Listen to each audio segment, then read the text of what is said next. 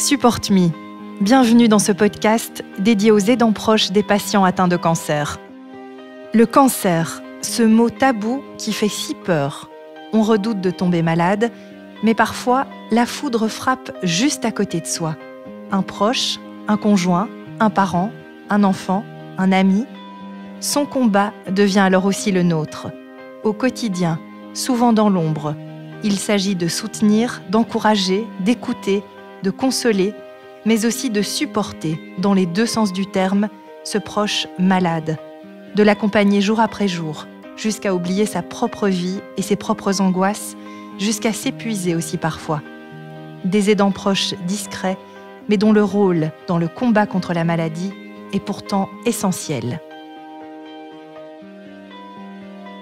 Jean-Pierre Sampeur a 51 ans quand son monde s'écroule. Son épouse apprend qu'elle souffre d'une leucémie incurable, puis quelques temps plus tard, d'un cancer des ovaires. Cela fait 20 ans maintenant que Jean-Pierre aide et soutient sa femme au quotidien, sans se poser de questions, parce que pour lui, c'est une évidence. Sa femme est aujourd'hui physiquement amoindrie par les traitements, mais le couple tient le cap. Il s'apprête à fêter ses 50 ans de mariage. Et en plus de soutenir sa femme, Jean-Pierre a aussi créé une association de soutien de patients et s'apprête à ouvrir une maison d'accueil et de soins pour les malades. Jean-Pierre Sampeur est un battant, un combattant même. Je m'appelle Valérie Savoire et vous écoutez Support Me.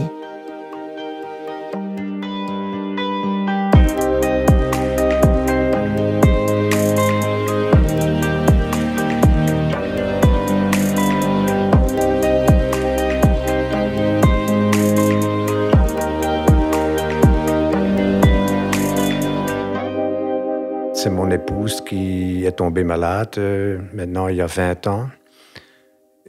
Et donc, au fait, elle a été confrontée dans sa vie avec deux sortes de cancers. Premier, une leucémie, et après, elle a été confrontée avec une tératome. Au fait, la leucémie, ça a été quelque chose qu'on a facilement su mettre sous contrôle. C'était une leucémie des lymphocytes, donc au fait, ce n'est pas mortel. Mais il faut le suivre. Et au fait, c'est quand les globules blanches viennent beaucoup trop, en nombre trop haut. Donc, il faut passer et recevoir une session de chimio. Mais surtout près d'elle, ce qui a été très grave, c'est l'altératome qu'elle a eu parce qu'elle a rechuté 3 fois. Et ça a fait un très, très grand impact sur elle. Aujourd'hui, elle va plus ou moins bien, juste que son état normal s'est dégradé d'année en année, et surtout suite à la dernière opération qu'elle a eue dans le cerveau. Donc, elle a tenu de cela le symptôme de Parkinson. Donc, au fait, elle n'a pas la maladie de Parkinson, mais elle a complètement les symptômes. Donc, ça veut dire qu'elle l'oublie beaucoup. Ses marches et l'équilibre sont de plus en plus moins. Et là, elle a besoin de beaucoup d'aide, donc ça s'est dégradé aussi au niveau de la vie sociale dans la maison. Donc, elle ne sait plus rien faire, elle ne sait plus faire à manger, elle ne sait plus nettoyer. Donc, toutes ces choses-là doivent être faites pour elle, quoi. Les émotions, pour elle, si vous parlez des émotions de elle, donc je dois dire que c'est très rare. Je ne vois pas d'émotions dans elle. Surtout, avant, c'était une fille que pour n'importe quoi, elle aurait pleuré. Mais maintenant, depuis la dernière opération, on voit que, quand on lui explique quelque chose ou quand il y a quelque chose qui se passe, on voit que, en principe, ça lui fait un petit quelque chose, mais pas la même chose qu'elle ressent comme elle avait ça dans le temps. C'est assez passif qu'elle est là-dessus. Et dans proche, ça diffère de personne en personne. Donc, ça peut être peu et ça peut être beaucoup. Dans mon cas, naturellement, moi, j'ai tout de suite pris les rênes dans les mains, mais ça, c'est aussi un petit peu relié à mon caractère. Donc, tout de suite faire quelque chose pour quelqu'un qui ne sait plus le faire. C'est une réaction automatique de moi. Je pense que pour des personnes qui n'ont pas cette habitude, que c'est plus difficile. Mais je dois dire que, mon épouse était dans le temps une infirmière. J'avais déjà des tâches donc pour faire pour elle, donc faire à manger quand elle faisait l'équipe du soir ou qu'elle faisait la nuit. Ce qui diffère maintenant de ce temps-là, c'est au fait, oui, je dois nettoyer naturellement la maison, je dois faire toutes les courses. C'est des choses qui viennent en plus, mais c'est un rôle que petit à petit, ça augmente. Mais bon, pour moi, c'est quelque chose que je dois faire normal, quoi. J'ai toujours été un meneur, donc c'est un petit peu lié à mon caractère. C'était une fille plutôt soumise, donc au fait, à la maison, c'est moi qui prends les décisions. Toujours, je lui demande son accord, naturellement. Dire que j'y tiens 100% compte avec ce qu'elle me dit, ce ne serait pas vrai. Mais je fais toujours pour le mieux et je la connais très bien. Je sais très bien où est-ce qu'elle se sent à l'aise et elle compte aussi beaucoup sur moi. C'est une chose que je vois très souvent quand on va chez le médecin ou quand il y a une décision à prendre pour elle, qu'elle se sent à l'aise, que c'est moi qui prends la décision. Naturellement, mon cas n'est pas le cas de tout le monde, donc il faut voir ça cas par cas. Oui, quand la première fois, c'était à sa leucémie. Donc là, ça a naturellement été un choc aussi pour moi. Mais moi, j'ai réagi tout de suite. Oui, c'est comme beaucoup de personnes qui sont confrontées avec un diagnostic tel. On est confronté avec peut-être une mort qui va suivre, une anxiété énorme, une grande question qu'on pose, pourquoi moi je reçois un cancer et tout. Et elle perdait tout de suite son courage dans tout ça. C'était comme être devant une montagne infranchissable. Moi, par contre, j'ai tout de suite dit, bon, on va chercher une solution, trouver une clinique ou un docteur qui peut nous aider et on va lutter ensemble, quoi. Donc, j'ai apporté la chose comme ça, qu'on allait se battre et qu'on n'allait pas se laisser faire et qu'on allait faire chaque fois le nécessaire qu'il fallait. Oui, naturellement. Encore une fois, c'est lié à mon caractère. Il ne faut pas penser que c'est un don exceptionnel, mais c'est simplement ne pas vouloir perdre ce qu'on a. C'est un automatisme, je trouve. Et bon, ça a toujours été un petit peu mentalité, quelqu'un qui avait un problème, de l'aider. Depuis que je suis petit, j'ai toujours été comme ça. Et je crois que c'est une suite à mon adolescence que je retrouve là-dedans, aider les gens. Ça a aussi été dans mon métier. J'ai toujours été dans la vente, aider les gens où ils ont besoin de quelque chose. Ça a été toujours primordial pour moi. Et je pense que ça a été un petit peu relié à ça.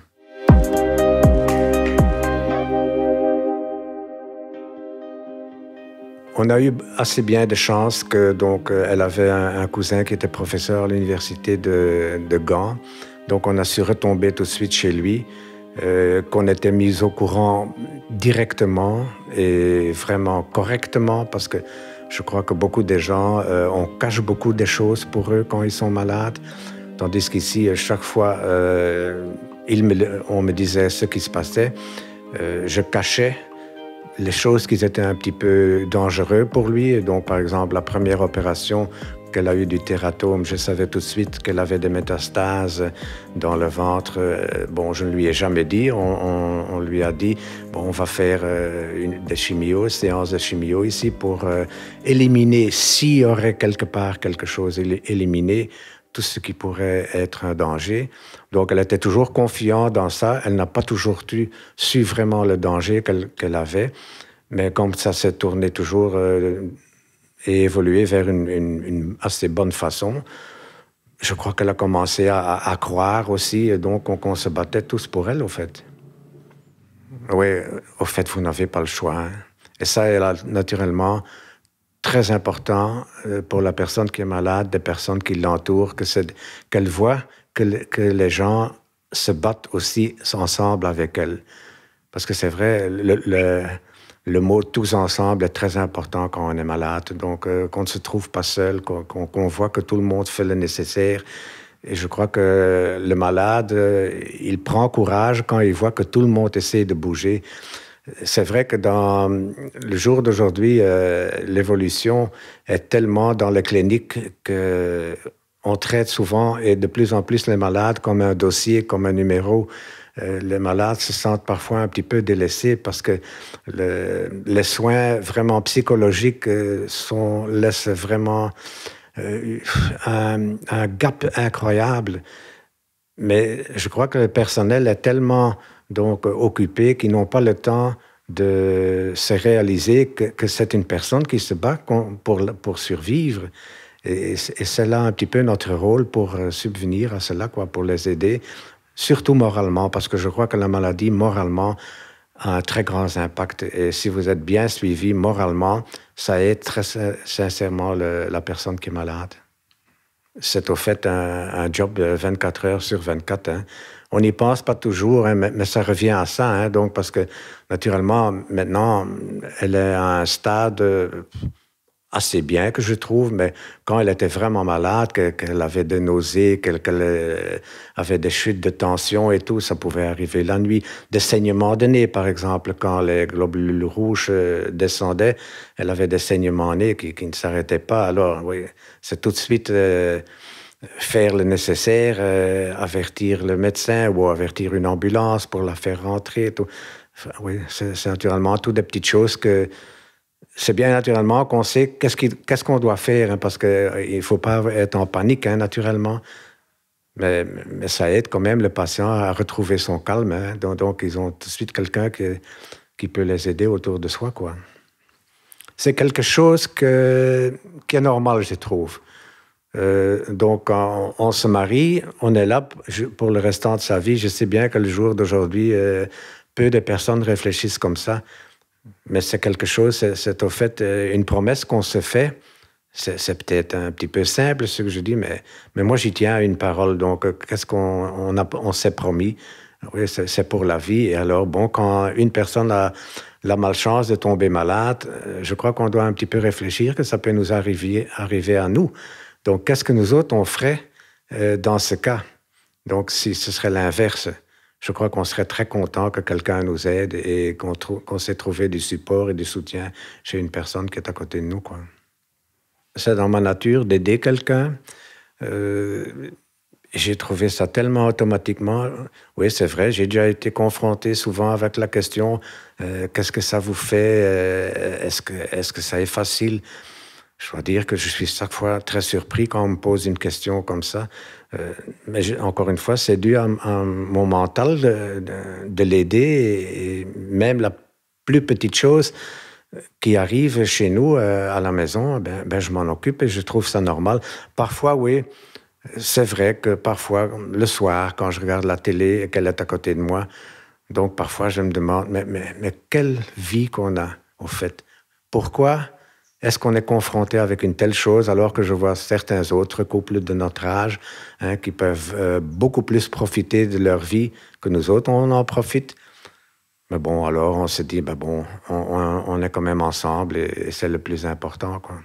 Donc, par exemple, ici maintenant, les dernières semaines ou les derniers mois, déjà 3 fois qu'on avait prévu un petit voyage ensemble, eh bien 3 fois j'ai dû annuler tout parce qu'il y a quelque chose qui s'est mis en travers à cause d'elle. Donc, mais bon, on dit, la prochaine fois, ça sera peut-être mieux et on réussira à faire quelque chose ensemble, quoi. Ce qui me manque, naturellement, c'est j'aimais bien de voyager, des voyages culturels où on s'instruit un petit peu. Mais ça, c'est absolument plus possible avec elle. Donc, faire un long voyage, puisque c'est pratiquement plus marché. Donc, c'est très difficile, quoi. Et ça, c'est un petit peu dommage, mais bon. Réinventer notre vie. Mais encore une fois, c'est une chose qu'automatiquement, on s'adapte à ce qu'on... Bon, il y avait des moments où j'aimais faire du sport, j'allais faire plus de sport. Je dois dire que maintenant, je profite des moments personnels quand ça l'arrange. Donc, je choisis les moments où par exemple, le midi, quand elle se repose un petit peu, je vais faire ma marche. Donc, alors quand je reviens, on regarde un petit peu, pour le moment, c'est les courses à la télé. Et puis, bon, comme c'est aussi surtout... Elle est très acceptable. Hein. Donc, au fait, chaque fois quand je lui dis quelque chose, tiens, je vais faire ça, Bon, c'est toujours bon, c'est toujours bon. Donc, elle s'occupe un petit peu dans son fauteuil avec une tablette qu'elle fait des mots croisés ou n'importe quoi. Ça l'occupe assez bien. Et donc, ça me permet quand même de faire les choses que moi, j'aimerais bien faire. Naturellement, ce sont tous des petites choses. Hein. Je dois m'occuper de mon jardin, je dois m'occuper des courses, mais bon, on organise ça comme ça lui arrange. Si ça ne va pas pour elle, bon, je remets ça plus tard, quoi. Je ne suis pas une personne pour rester entre mes quatre murs. Ça, c'est impossible pour moi. Et ça, elle le sait et elle le comprend. Et je crois aussi, et ça, je remercie un petit peu ce côté de sa maladie, qu'elle n'a pas les notions de temps ou qu'elle oublie ça.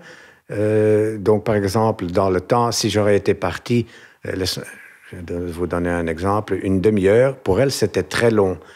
Maintenant, quand je suis, par exemple, parti pour faire une course ou pour aller visiter un autre malade, je suis parti 1 heure, je reviens près d'elle et ça semble plus si long. Et quand je lui raconte qu'est-ce que j'ai fait, qui j'ai vu, elle est vraiment contente avec ça. Et pour elle, on dirait qu'elle a fait la visite ensemble avec moi. Notre association s'appelle Sabel. Donc, en néerlandais, ça veut dire samen beleven. Donc, ça veut dire, au fait, vivre ensemble, ou se lutter ensemble pour cette maladie. Et je crois que c'est vraiment le mot nécessaire pour un groupe pareil. C'est vraiment quelque chose que j'ai compris tout de suite avec sa maladie, qui était très nécessaire. Donc, c'est le moment où les personnes ont conscience de leur maladie, sont confrontés avec cette maladie et le temps qu'ils sont à la maison, quoi. Donc là, ils n'ont aucune aide de personne. Et ça, j'ai trouvé une possibilité qui était nécessaire à créer. Et comme je vois beaucoup des autres personnes maintenant qui sont membres chez nous, qu'on va visiter, certainement avec cette période de Covid ici, les gens étaient tous chez eux. Et je vois que c'est quelque chose de très nécessaire d'une fois avoir une personne qui vient visiter les gens. Pourquoi? Parce que, et ça, j'ai la même chose chez nous. Donc, ma femme a été malade. Question de la famille, on n'a jamais plus vu personne. Et c'est quelque chose que je ressens chez toutes les personnes qui sont confrontées avec le cancer. Certes, c'est vrai, il y a des personnes, l'une personne est beaucoup plus forte mentalement qu'une autre. L'une personne n'est pas si malade ou gravement atteinte qu'une autre. Eux ont plus de possibilités. Mais quelqu'un qui est vraiment atteint, il se trouve seul, chez lui, en attente peut-être d'avoir une fois un petit bon mot de quelqu'un. Mais comme c'est classique, bon, les gens ont peur de venir chez quelqu'un qui est si malade. Pourquoi? Parce qu'ils ne savent pas qu'est-ce qu'il faut leur dire. Quelles questions? Parfois, on va vous poser des questions très, très bêtes, où on fait semblant que votre maladie n'est pas si grave que ça. Enfin, c'est toutes des choses qui n'aident pas le malade. Donc, j'ai vu que c'était une nécessité de trouver quelque chose. Et donc, maintenant, dans ce groupe, les gens ont fait des activités. Et je vois quand les gens viennent ensemble que ça leur donne un petit coup de pompe au niveau moral. Et je trouve que ça peut aider dans leur maladie. Naturellement, on n'est pas là, on ne sait pas sauver les gens complètement, mais leur donner un petit moment de répit, un petit peu, un moment où ils savent vraiment se retaper. Oui, je trouve que ça vaut la peine de faire ça.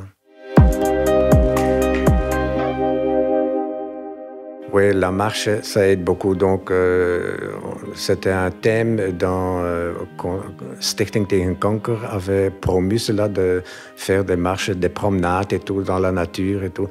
Et vraiment, j'ai un petit peu regardé ça intensivement. Qu'est-ce que ça peut nous donner? Et c'est vrai que quand vous marchez, ça libère certaines choses dans la tête et dans le corps qui vous donne un sentiment tout à fait différent. Et j'aime bien de marcher seul ou en groupe, mais moi, personnellement, pour récupérer, je préfère d'aller seul.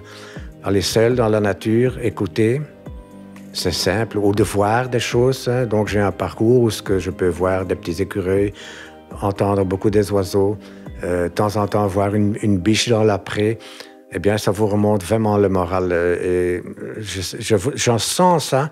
Au plus que je marche, au mieux que je me sens. Et souvent, à la maison, quand j'ai été confronté avec quelque chose de négatif et tout, je sens que j'ai besoin de ça. Et j'essaie alors d'aller certainement minimum 1 demi-heure marcher. Et oui, c'est vrai, ça nous rend beaucoup mieux. Oui, être présent pour son proche est très important. Je vois beaucoup de personnes qui ont très peu de soutien chez eux. Ça, c'est naturellement très grave pour la personne qui est malade. Et j'essaie aussi, surtout, de communiquer aux gens qui viennent malades, de parler de leur maladie, ne pas avoir peur, ne pas cacher ça.